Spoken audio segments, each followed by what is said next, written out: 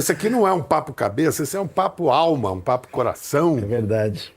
Vocês que estudam, traduzem, dedicam a vida a interpretar e aplicar a Bíblia, conseguem resumir numa frase o que é a Bíblia? Um livro de raríssima beleza e absoluta profundidade, tratando de todos os temas da nossa vida de um modo que quem por ela se basear vai se dar bem. Acrescenta? É o registro do toque da eternidade dentro da finitude do tempo que mexe com a vida e o coração das pessoas e tentam traduzir isso em palavras que permanecem como referência para o indivíduo e para a comunidade da fé e serve de luz para a caminhada da civilização. Se você pensar numa tradução tão antiga, num Brasil que é um país com sérios problemas de leitura e interpretação de texto, o brasileiro tem acesso ao sentido da Bíblia ou ele pode cair presa ingênua de mitificadores oportunistas?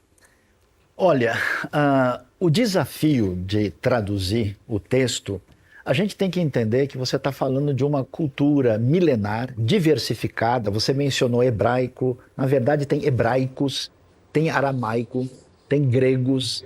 E aí lidar com tudo isso e ter acesso ao que a arqueologia, o que a linguística, a ciência traz para a gente é fundamental para você, de fato, ir atrás. Vocês comentaram, por exemplo, essa questão da palavra negra, que no hebraico originalmente é shorá. Por que ficou com uma outra interpretação? Porque ela teve um viés europeu na leitura. E aí, o que a gente vai descobrir nesse cenário é que, de fato, se a gente não entende esse cenário e não traz uma tradução que é pertinente à intenção original do autor, claro que isso pode cair na mão de gente de mau direcionamento consciente ou inconsciente para trabalhar com a fé da maneira indevida, com certeza. Pastor, uma das grandes renovações que o crescimento evangélico trouxe para a sociedade brasileira, para muitos, a Bíblia foi o primeiro livro. A primeira geração de uma família que adquiriu o hábito da leitura pela Bíblia. Mas aí como é que existe uma leitura crítica, é uma leitura direcionada pelo pastor? Mais uma vez, podem ser presas inocentes? Biel, a minha tese, daí esse meu trabalho, é que o texto bíblico, ele é simples. Só que, quando foi traduzido, e sempre que for traduzido, tem que se levar em conta que a língua muda. Não é? Você, quando escreveu seu primeiro livro, você não escreveria agora do mesmo modo, porque mudou. Então, quando nós temos uma tradução que pode ser literal, como Almeida, ou mais livre, como a Mensagem, como a Prazer da Palavra, eu entendo que aí você chega mais perto da intenção do autor. Por quê? Como é que você toma uma metáfora? Eu vou dar um exemplo aqui muito claro. Jesus disse assim, na versão tradicional: eu não vim trazer a paz, eu vim trazer a espada. Ora, ele disse, felizes Como são... assim? Ele disse, felizes são os que promovem a paz. E agora ele veio trazer a espada. Ali, espada é uma metáfora para a decisão. Eu vim trazer uma decisão. Então, uma boa tradução não pode traduzir espada, tem que traduzir No entanto, decisão. essa é a tradução consagrada. E aí as pessoas fazem o uso indevido do que a Bíblia não disse. Jesus não disse isso. Você acha que é razoável, alcançável, querer fazer uma tradução neutra da Bíblia? Uma tradução ateia da Bíblia?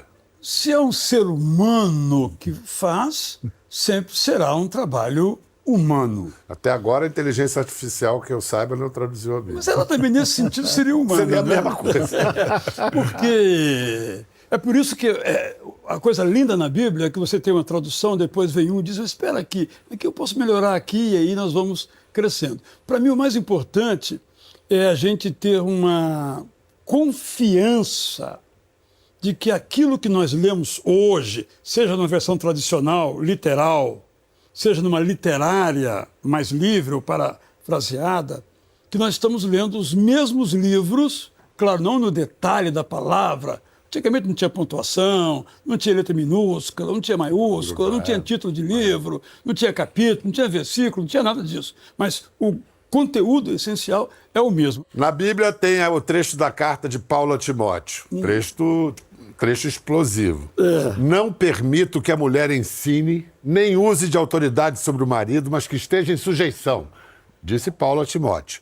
Israel tomou liberdades na tradução e disse assim: não me incomodo que as mulheres ensinem, desde que não pretendo subjugar os homens. Isso é uma tradução ou é uma interpretação? É uma tradução. Gastei anos só nesse versículo. Li inúmeros livros. Pesquisei profundamente. Desculpe a falta de modéstia. Não, eu estou te provocando para você, exatamente. para isso mesmo. Concluí que ou algumas cartas de Paulo, até o Lourenço mencionou isso, não são de Paulo, porque o que ele diz está em contradição com o outro Paulo. É um caminho que eu não aceito, não é a minha perspectiva. Eu acho que todo o Corpus Paulino. conjunto das cartas de Paulo é de Paulo, em épocas diferentes da vida dele, num espaço aí de aproximadamente 20 anos ou 25 anos. Então, ele não se contradiz. Uma pessoa não pode se contradizer.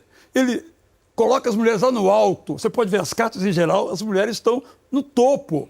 E agora diz, mulher não fala na igreja? Então, aí eu fui buscando as palavras, os vários sentidos da palavra, cada palavra, e concluí que o que ele quis dizer é que ele não se importa com essa questão. Então por isso que eu... Mas a palavra final foi de sua mulher. Certamente. E eu assinei embaixo e coloquei meu nome na capa. Deixei no ar essa pergunta se essa discussão, entre aspas, secular sobre a tradução da Bíblia pode arranhar esse caráter, né? A palavra de Deus, o dogma pode ser arranhado?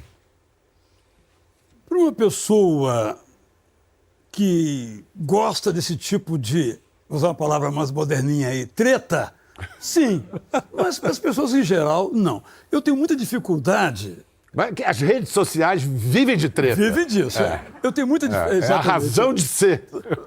Na minha versão, não tem a palavra treta. Ótimo. Mas estou pensando em Na colocar. próxima já vai ter. A revisão vai ter que ter. Porque se eu dou uma palavra realmente de uso muito geral. O meu problema é quando alguém pega uma teoria. Por exemplo, um dia eu li um livro de um Jean-Dominique Rostand. Ele fala assim: no mesmo dia em que Pilatos entrou em Jerusalém com seu cavalo imperial, Jesus entrou montado no jumento. Isso é lindo. Não tem nada a Nota ver. de rodapé, 0. Informação histórica, 0. Apesar da neotretização presente no nosso contexto, o texto bíblico, ele vem de propósito com todas as suas, entre aspas, imperfeições, que é como uma pessoa que nunca comeu uma comida diferente, exótica, e está acostumado com um sabor trivial, e depois ele fala, nossa, esse negócio é diferente. Então, uma coisa curiosa no texto é que, de propósito, ele tem um elemento escandaloso. Ele tem um elemento em que a sua referência é mais ampla do que a gente imagina. Quer ver a coisa mais maluca? Esses são traços de literatura que você está citando. Mas o texto é literatura. Total. Mas é uma literatura. A Bíblia é com alta referência. literatura. Alta literatura. Olha que coisa doida. Não falaram agora do problema das mulheres, se elas podem ou não podem, não sei o que e tal.